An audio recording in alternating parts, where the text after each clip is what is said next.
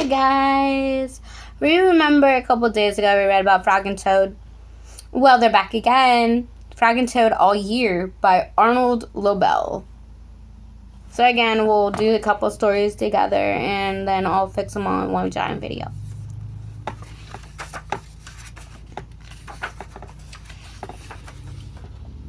The first one is called Down the Hill.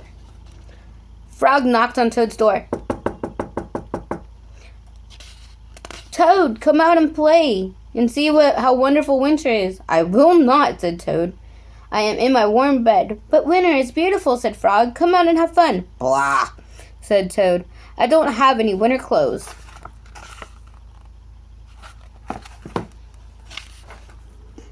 Frog came into the house. I have brought you some things to wear. Frog pushed the coat down on top of Toad, and Frog pulled on some snow pants on the bottom of Toad. Then he put a hat and a scarf on Toad's head. Help! Cried Toad. My best friend is trying to kill me. I'm only trying to get you ready for winter, said Frog. Excuse me. Frog and Toad went outside and they tramped through the snow. We will ride down this big hill on my sled, said Frog. Not me, said Toad. Don't be afraid, said Frog.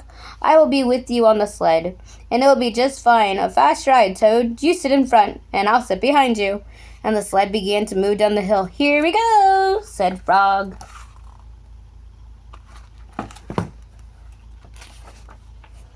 And then there was a bump, and Frog fell off, and Toad rushed past trees and rocks. Frog, I'm so glad that you are here, said Toad. Toad leaped over the snowbank. I cannot steer the sled without you, Frog, he said. You are right. Winter is fun.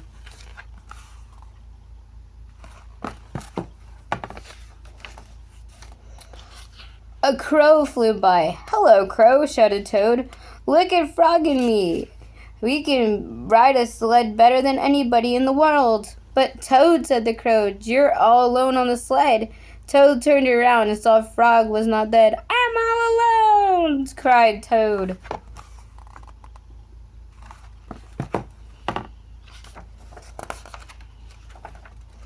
Bang! The sled hit a tree. Thud! The sled hit a rock. Plop! The sled dived into the snow.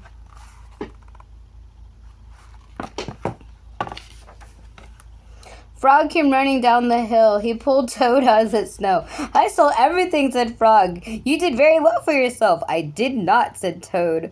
But there is one thing I can do all by myself. What is that, said Frog. I can go home, said Toad. Winter may be beautiful, but my bed is much better. And he did. Today's story is called The Corner. Frog and Toad were caught in the rain. They ran to Frog's house. I'm all wet, said Toad. Today is spoiled. Let's have some cakes and tea, said Frog. The rain will stop if you stand near the stove. Your clothes will dry too. I will tell you a story while we're waiting, said Frog. Oh, good, said Toad.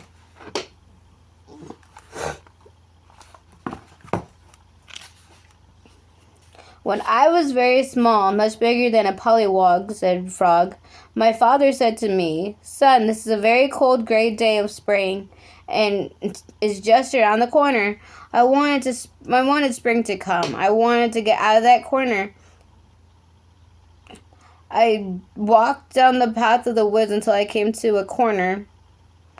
I went around the corner to see if spring was on the other side. Your guess is as good as mine, guys. And was it? asked Toad. Nope, said Frog. But there was a pine tree and 3 pebbles and some dry grass.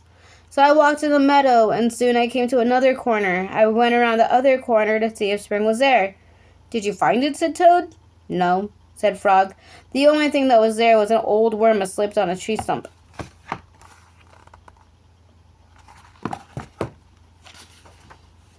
So I walked along the river and I came to another corner. I went around the corner to look for spring. Was it there? asked Toad. No. The only thing that was there was some wet mud and a lizard who was chasing its tail. You must have been tired, said Toad. I was tired, said Frog, and it began to rain.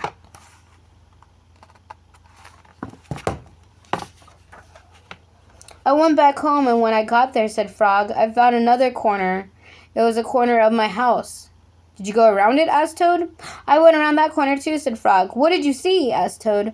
I saw the sun coming out, said Frog, and I saw birds sitting and singing in a tree, and I saw my mother and father working in their garden. I saw the flowers in the garden.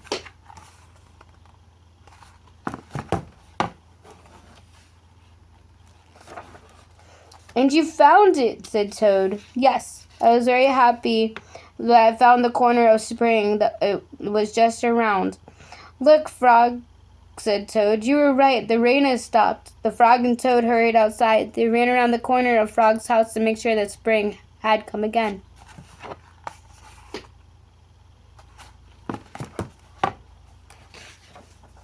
And it had. Ice cream. One hot summer day, Frog and Toad were sitting by the pond. I wish you had some sweet cold ice cream, said Frog. What a good idea, said Toad. Wait right here, Frog. I'll be right back. And Toad went to the store. He bought 2 giant ice cream cones. Toad licked one of the cones. Frogs like chocolate best, said Toad. And so do I.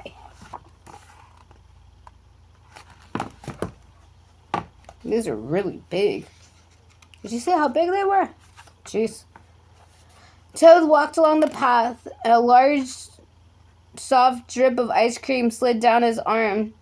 This ice cream is melting in the sun, said Toad. And Toad walked faster. Many drops of melted ice cream were melting all through the air, and they fell down on Toad's head. I must hurry back to Frog, he cried. Look how big those are. They're huge. More and more ice cream was melting and dripped down Toad's jacket. It splattered on his pants and on his feet. Where is the path? Cried Toad. I cannot see. Look at that. Oh my gosh. Frog sat on the pond and waited for Toad. A mouse ran by. I just saw something awful, cried the mouse. It's big and brown, and something covered with sticks and leaves is moving this way, cried the squirrel. Here comes the thing with horns, shouted the rabbit. Run for your life. What could it be? Asked Frog.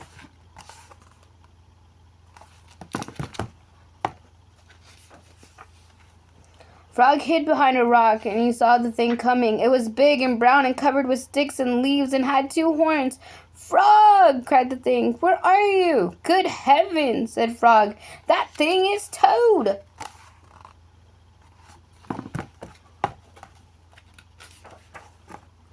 Toad fell into the pond, and he sank to the bottom and came up again. Drat, said Toad. All your sweet, cold ice cream has washed away. Never mind, said Frog. I know what we can do. Frog and Toad quickly ran back to the store, and they sat in the shade of a large tree and ate their chocolate ice cream cones together.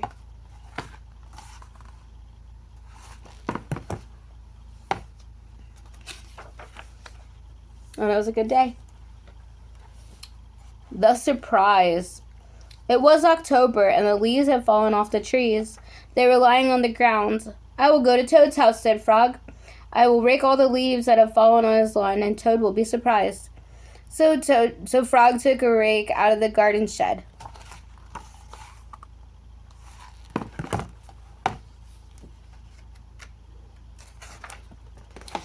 Toad looked out of his window. These messy leaves have covered everything, said Toad. He took the rake out of the closet, and I will run over to Frog's house and rake all of his leaves, and Frog will be pleased. Frog ran through the woods so that Toad couldn't see him. Toad ran through the high grass so that Frog couldn't see him.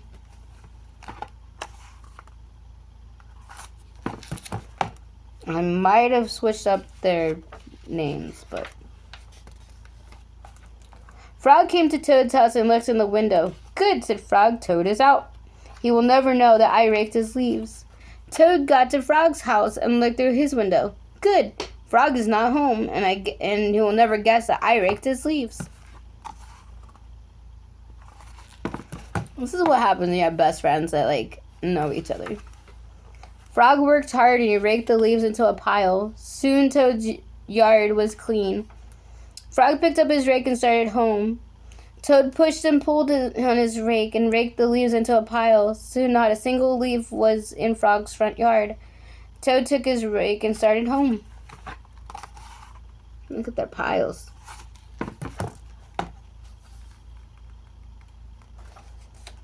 A wind came and it blew across the land, and the piles of leaves that Frog and Toad had raked blew everywhere. And the pile of leaves that Toad had raked for Frog blew everywhere.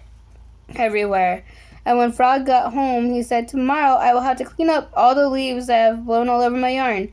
And how surprised Toad will be." Whoops, I forgot to show you the pictures.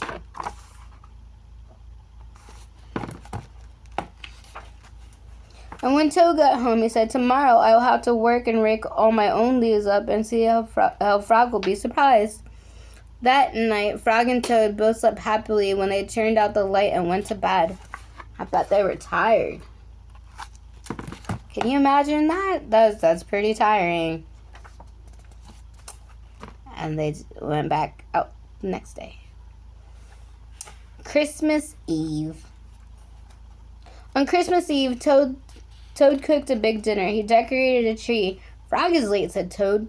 Toad looked at his clock and he remembered it was broken. The hands of the clock didn't move, so Toad opened the front door and he looked out into the night. Frog was not there. "I am worried," said Toad.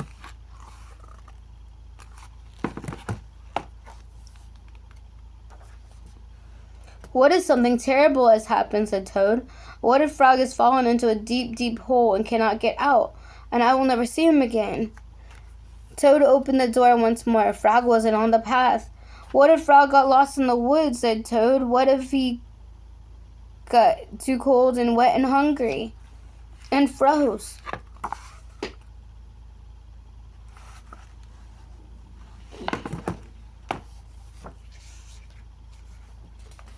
"What if Frog is being chased by a big animal with sharp teeth?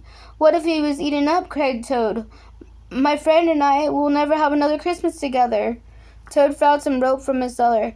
"I will pull Frog out of the hole with this," said Toad. And Toad found a lantern in the attic.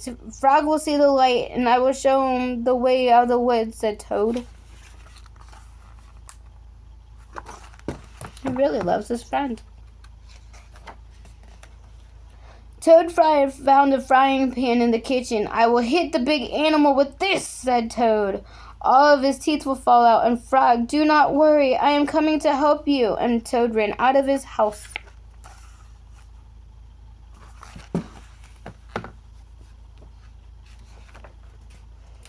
And there was Frog. "Hello, Toad," he said. "I'm very sorry to be late. I was wrapping your present." "You're not at the bottom of a hole?" said Toad. "No," said Frog. "You're not lost in the woods?" said Toad. "No," said Frog. "You weren't being eaten by a big animal?" asked Toad. "No," said Frog. "Oh, Frog," said Toad. "I'm so glad to be spending Christmas with you."